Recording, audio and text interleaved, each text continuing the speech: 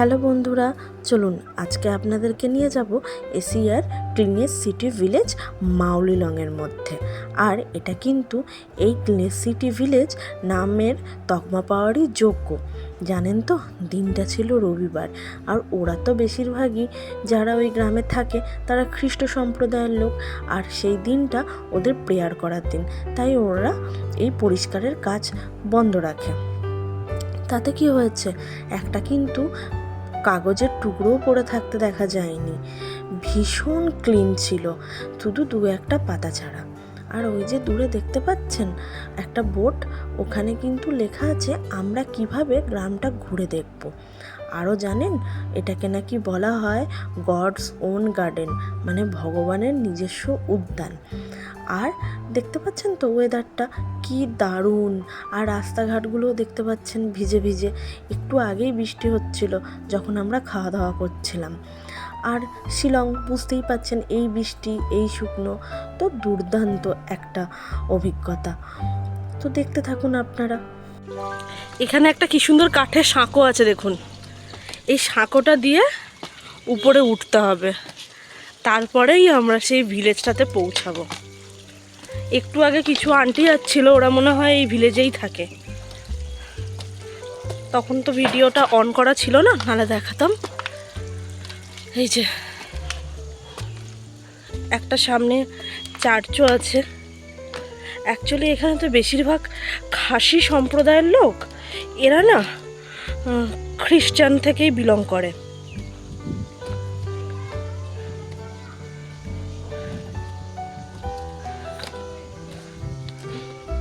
এই যে এইদিকে আবার চলে যাচ্ছে শিলং, আর এইদিকে হচ্ছে মাউলিলং ভিলেজ।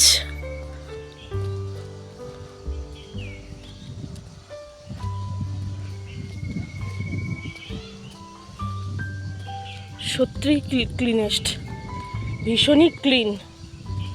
মানে নেহাত পাতা পড়ে আছে, তাই একটা কাগজের টুকরো গোটা রাস্তায় কোথাও দেখা যাচ্ছে না এখনও অবধি। যেটা আমরা স্বাভাবিকভাবে করে থাকি, লেস খেলাম বা যাই খেলাম, খেয়ে ফেলে দিলাম, এখনও অবধি আমি এরকম কিছু দেখতে পাইনি।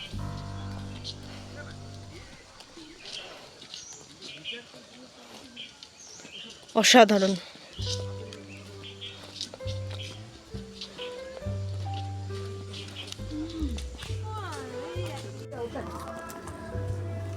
উকিল বাবু, তুমি কি এদের ক্লিননেস নিয়ে কিছু বলবে? চরম ক্লিন, তোমার দেখে শেখার আছে। তোমার মতো পুজোর ফুল থালির মধ্যে প্লাস্টিকের মধ্যে ফেলে নদীতে ডাম্প করে না। না, এরা কত ভালো সেটা বলো। কেউ যদি এখানে একটা কাগজও ভুল করে ফেলে দিচ্ছে, ওরা কিন্তু কোনো অপমানজনক কথা বলা বা চিৎকার করা বা কিছু না, ওরা কিন্তু কাগজটা নিজে এসে ফেলে দিয়ে চলে যাচ্ছে। এটা খুব ভালো একটা ব্যাপার।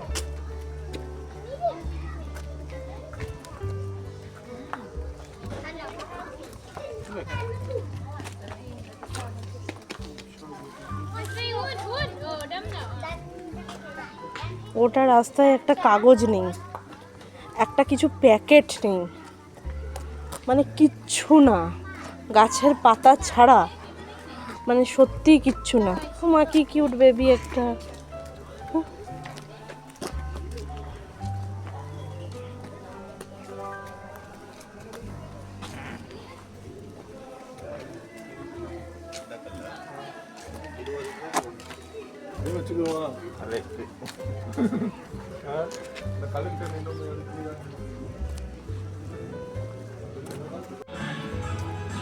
এইমাত্র একটা চার্চ থেকে বেরোলাম। এখানে সানডে উইকলি যে প্রেয়ার হয়, সে প্রেয়ার হচ্ছে। আর এখানকার যারা অধিবাসী বৃন্দ আছে তারা সবাই সে প্রেয়ারে যোগ দিচ্ছে এক এক করে। এক অসামান্য পরিস্থিতি, মানে এমন অসামান্য অ্যাটমসফিয়ার, যেটা মুখে বলে তো প্রকাশ করা যাবে না, এটা জাস্ট ফিল করতে হয়। পিছনে আমার চার্চ। আমরা চলে এলাম আমাদের পরবর্তী স্পট রিওয়াই ভিলেজে। এখন অনেকেই দর্শকদের যদি আপনার পুরোটা না বলি তাহলে আপনারা বুঝতে পারবেন না যে রিওয়াই ভিলেজে হঠাৎ কী কেন। এখানে আছে লিভিং রুট ব্রিজ। যেটা মেঘালয়ের বিখ্যাত একটা ট্যুরিস্ট স্পট, সেটাই দেখতে এখন এসেছি, কর্তা আর গিন্নি। কিন্তু আমার মন ভালো নেই। কেন, আপনার আবার কি হলো? একজন টুরিস্ট বললো 250টা সিঁড়ি এখানে। আচ্ছা, একজন ট্যুরিস্টের কাছ থেকে একটু আগে শুনতে পেরেছেন ম্যাডাম যে 250টা সিঁড়ি নেবে তারপর ওখানে যেতে হবে। সেই শুনেই ম্যাডামের নামতে তো আমার কষ্ট নেই, আমার তো উঠতে কষ্ট। হয়ে যাবে যেমন তেমন করে।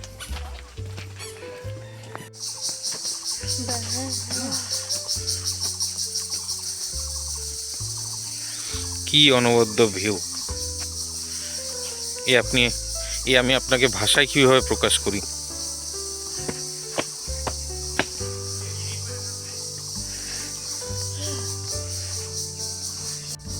কি অনবদ্য ভিউ! এটা আমি আপনাদের ভাষায় কি করে প্রকাশ করি বলুন তো।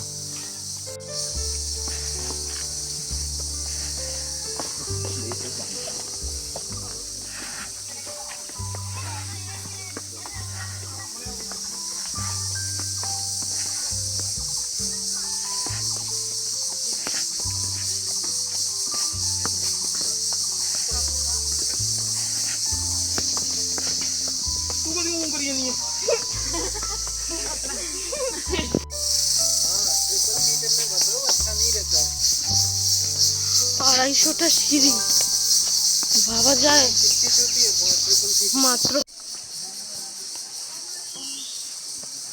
পার্কিং এরিয়া থেকে ও দেখুন গিন্নি আবার চটি খুলে ফেলেছেন। এটা দেখালে কেন? পার্কিং এরিয়া থেকে প্রায় 250টা সিঁড়ি নামার পর আমাদের পৌঁছাতে হবে লিভিং রুট ব্রিজে। আর দেখুন একেবারে প্রকৃতির কোলে আমরা। আমার পরিস্থিতি তো আপনারা দেখেই নিয়েছেন। আমি অলরেডি এই যে খালি পায়ে নামা স্টার্ট করেছি, আর খানিকক্ষণ মানে প্রায় 200টার কাছাকাছি সিঁড়িতে নামার পর এখানে টিকিট কাটতে হবে, ঠিক আছে? তারপরে আরও নিচে। আর এই যে कितना स्टॉप है ये?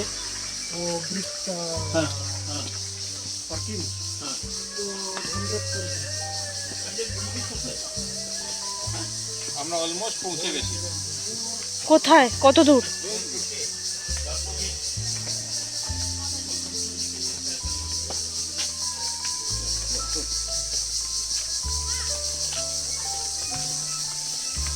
তুমি ব্লগিংটা করো।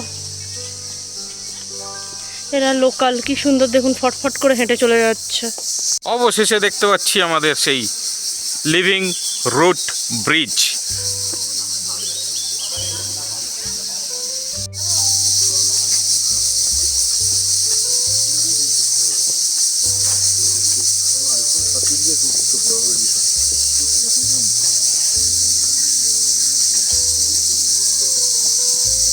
এই সেই ব্রিজ। একজন ভিউয়ার্স অলরেডি আমাকে দেখে বললো যে সব থেকে ভালো ওই ম্যাডাম করেছে, খালি পায়ে যাচ্ছে।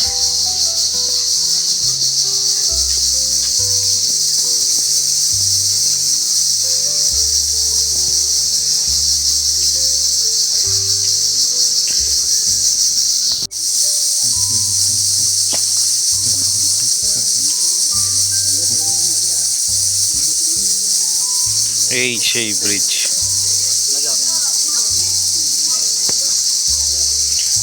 ইট কাট কংক্রিটের ব্রিজ তো অনেক দেখেছেন, এটা প্রকৃতির মেড ব্রিজটা দেখে নিন এবার।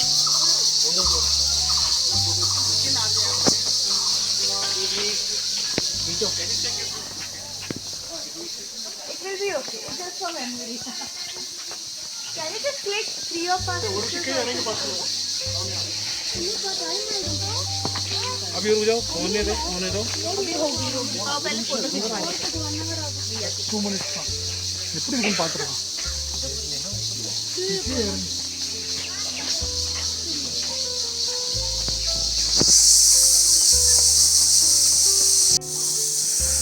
দূর থেকে ঠিক এরকম ভিউ পাওয়া যায় লিভিং রুট ব্রিজের।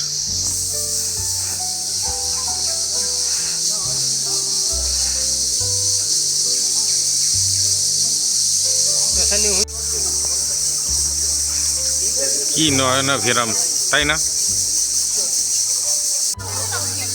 দূর দূরান্ত থেকে কতজন টুরিস্ট দর্শনার্থী এসছেন এই ব্রিজ দর্শন করার জন্য। এদিকেটা নিয়েছিস?